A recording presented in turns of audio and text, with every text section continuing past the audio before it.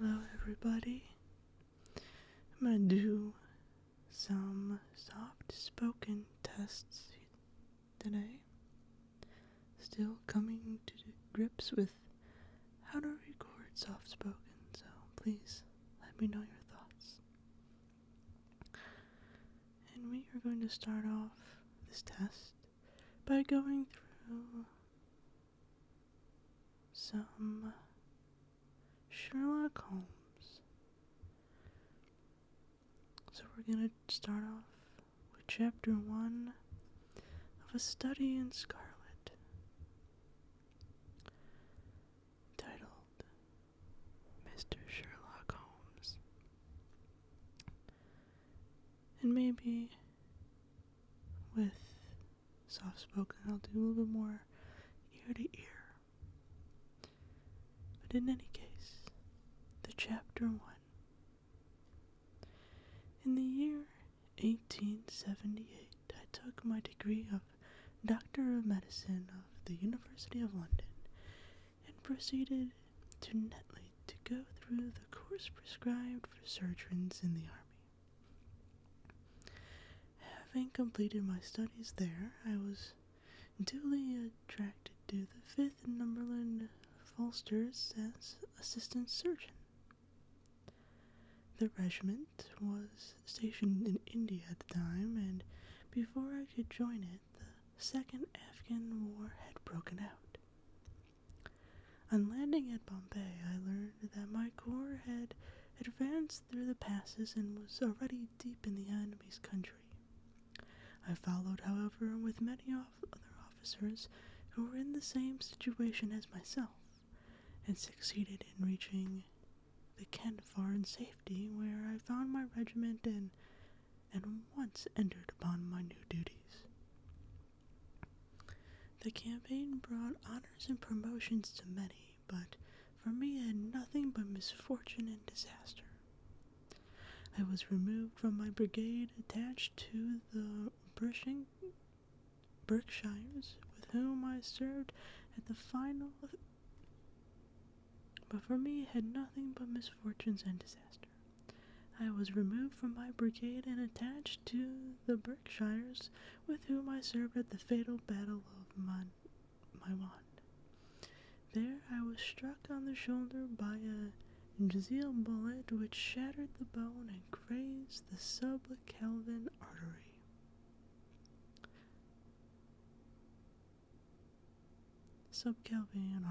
I should have fallen into the hands of the murderous Ghazis had it not been for the devotion and courage shown by Murray, my orderly, who threw me across a pack horse and succeeded in bringing me to safety to the British lines. Worn with pain and weak from the prolonged hardships which I had undergone, I was removed with a great train of wounded sufferers to the base hospital at Peshawar. Here I rallied and already improved so far as to be able to walk about the wards and even to bask a little upon the veranda, when I was struck down by an intrinsic fever that caused that curse of our Indian possessions. For months my life was despaired of, and when at last I came to myself and became convalescent, I was so weak and immense that a medical board determined that not a day should be lost in sending me back to England.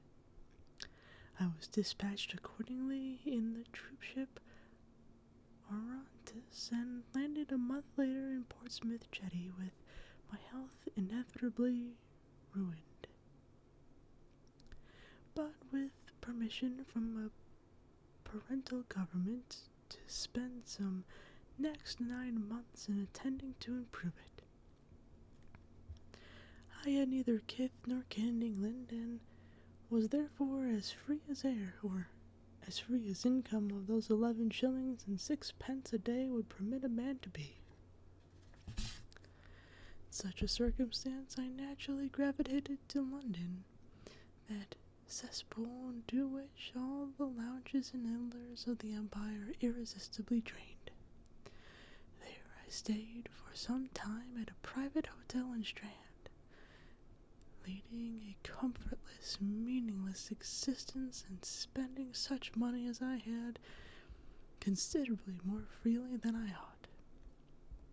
So alarming did the state of my finances become that I soon realized that I must either leave the metropolis and the rest is somewhere else in the country, or that I must make a complete alteration in my style of living.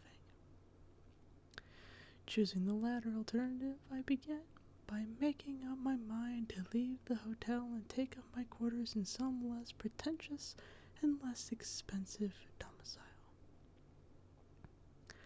On the very day that I had come to this conclusion, I was standing at the Criterion bar when someone tapped me on the shoulder, and turning around I recognized young Stamford, who had been a dresser under me at parts. The sight of a friendly face in the great wilderness of London is a pleasant thing indeed to a lonely man. In old days, Stamford had never been a particularly crony of mine, but now I hailed him with enthusiasm, and he in turn appeared to be delighted to see me. In the exuberance of my joy, I asked him to lunch with me at the Holborn, and we started off together in a hansom. "Whatever have you been doing with yourself, Watson?" he asked in undisguised wonder as we rattled through the crowded London streets. "You're as thin as a lath and as brown as a nut." I gave him a short sketch of my adventures, and had hardly concluded to it by the time that we reached our destination. "Poor devil," he said commencingly, after he had listened to my misfortunes. "What are you up to now?" "Looking for lodgings," I answered, trying to solve the problem as to whether it is possible to get comfortable rooms at any reasonable price. "That's a strange thing," remarked my companion. "You are the second man today that has used that expression to me." "And who would be the first?" I asked. "A fellow who is working at a chemical laboratory up at the hospital. He was bemoaning himself this morning because he could not get someone who goes to Hams with him in some nice rooms which he had found, and which were too much for his purse." "By Jove," I cried, if he really wants someone to share in the rooms and the expense, I am the very man for him. I should prefer having a partner to being alone." Young Stamford looked rather strangely at me over his wine-glass. "You do not know Sherlock Holmes yet," he said. "Perhaps you would not care for him as much as a constant companion." "Why, what is there against him?" "Oh, I didn't say there was anything against him. He's a little queer in his ideas, an enthusiast in some branches of science.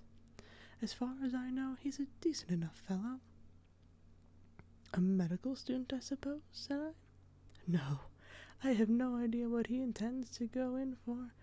I believe he is well of anatomy. He is a first-class chemist, but, as far as I know, he has never taken out any systematic medical classes. His studies are very delusional and eccentric, but he has amassed a lot out-of-the-way knowledge which could astonish his professors." "Did you never ask him what he was going in for?" I asked.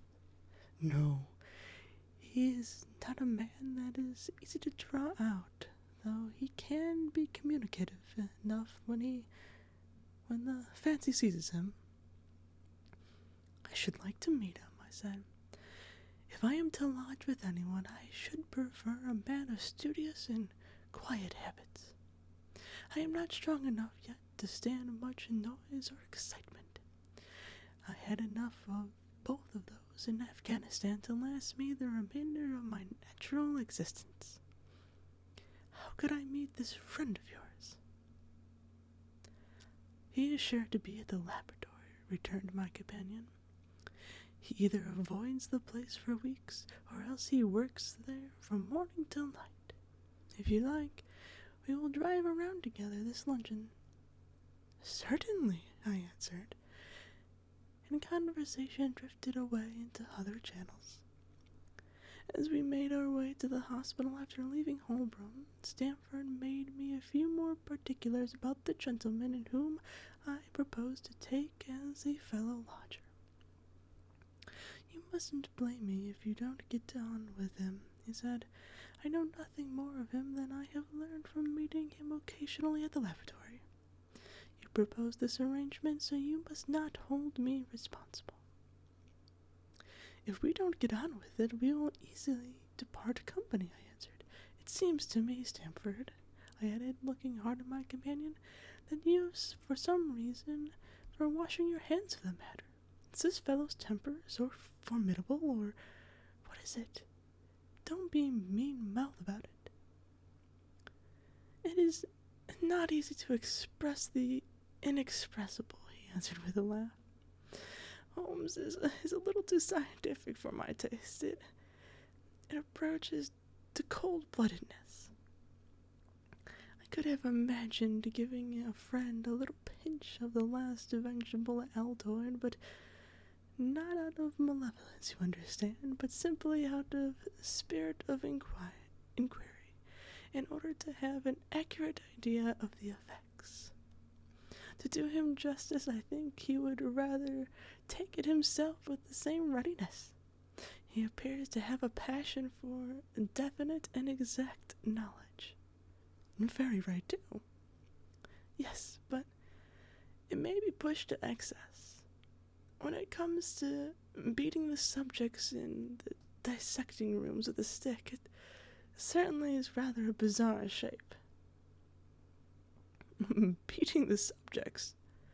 Yes, to verify how far bruises may be produced after death. I saw him at it with my own eyes. And yet you say he is not a medical student. No, heaven knows what objects of his studies are. But here we are, and you must form your own impressions about him. As he spoke, we turned down a narrow lane and passed through a small side door which opened into a wing of a great hospital. It was familiar ground to me, and I needed no guiding as we ascended the bleak stone staircase and made our way down the long corridor with its vista of whitewashed wall and dune-colored doors. Near the farther end of a low-arched passage branched away from it and led to the chemical laboratory. This was a lofty chamber lined and littered with countless bottles. Broad, low tables were scattered about, which bristled with resorts, test tubes, and little Bunsen lamps with their blue flickering flames. There was only one student in the room, who was bending over a distant table absorbed in his work. At the sound of our steps, he glanced around and sprang to his feet with a cry of pleasure. I found it! He shouted to my companion, running towards us with a test tube in his hand. I have found a reagent, which is precipitated by hemoglobin and nothing else. He had discovered a gold mine. Greater delight could not have shone upon his features. Dr. Watson, Mr. Sherlock Holmes, said Stamford, introducing us. How are you? He said, cordially, gripping my hand with a strength for which I should hardly have given him credit. You have been an Afghan, I perceive.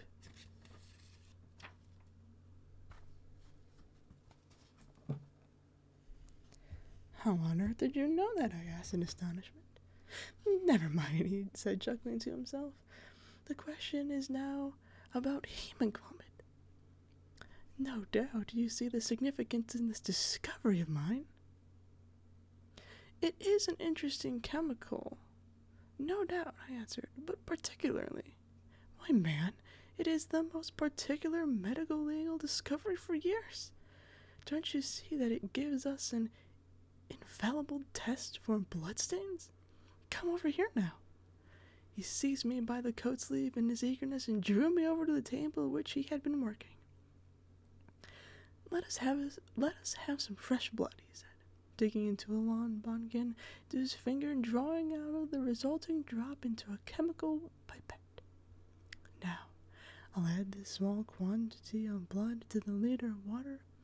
You perceive that the resulting mixture has an appearance of pure water. The proportion of blood cannot be more than 1,000,000. I have no doubt, however, that we shall be able to obtain the characteristic reaction. As he spoke, he threw into the vessel a few white crystals and then added some drops of transparent fluid. In an instant, the contents assumed a dull mahogany color. A brownish dust was precipitated to the bottom of the glass jar. Clapping his hands and looking as delighted as a child with a new toy. What do you think of that? It seems to be a very delicate test, I remarked. Beautiful, beautiful. The old glycemium test was very clumpy and uncertain. So was the microscopic examination for blood capsules. The latter is valueless if the stains are for a few hours old. Now this appears to act as well as whether the blood is old or new. Had this test been invented, there were hundreds of men now walking the earth who would long ago have paid the penalty of their crimes.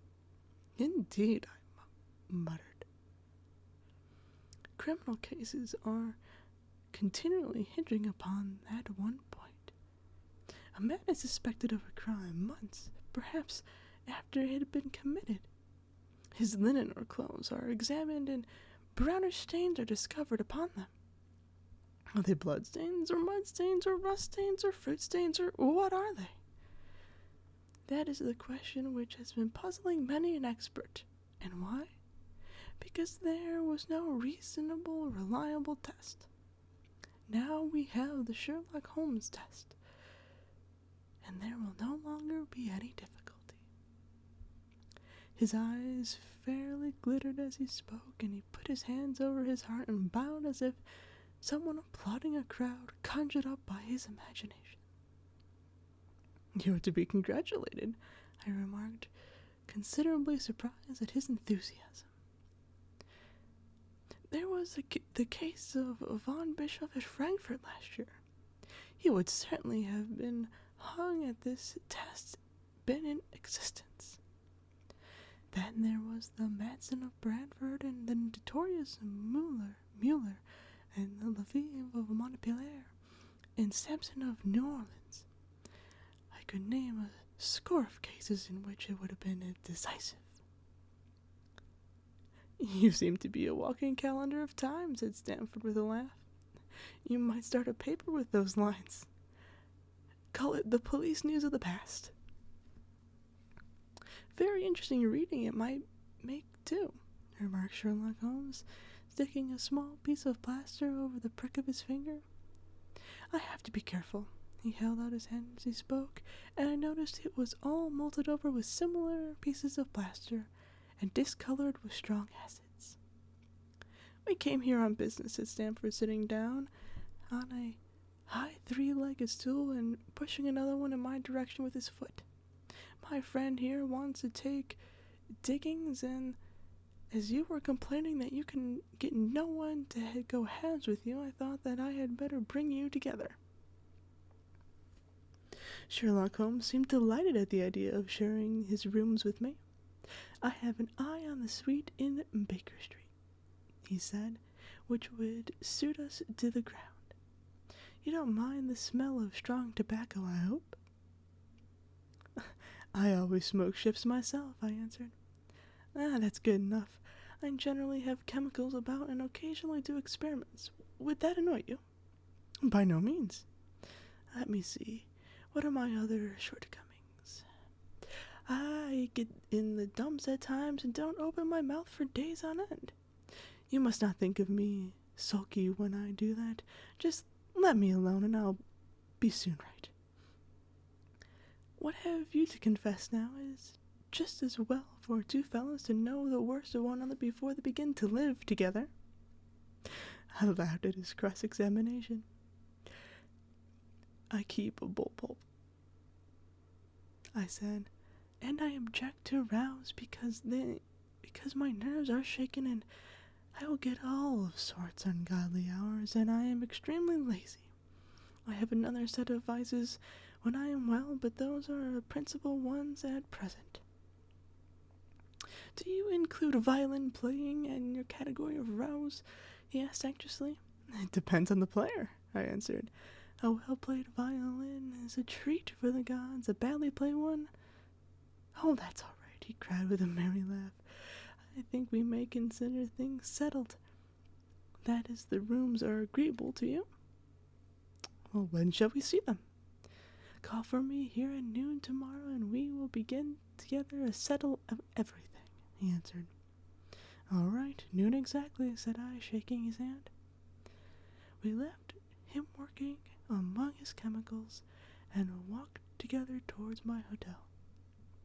By the way, I asked, suddenly stopping and turning upon Stanford, how did he know that I come from Afghanistan?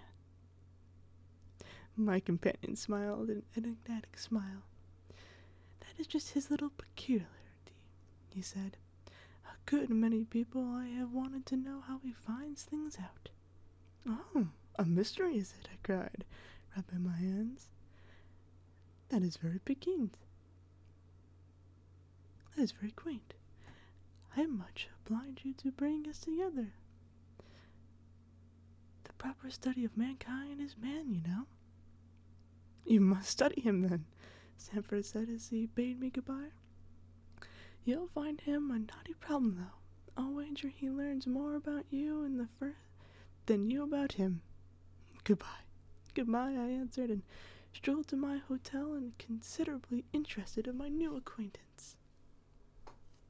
And thus ends Chapter 1. Well, I hope you enjoyed this, and please let me know your thoughts on this potential soft-talked series.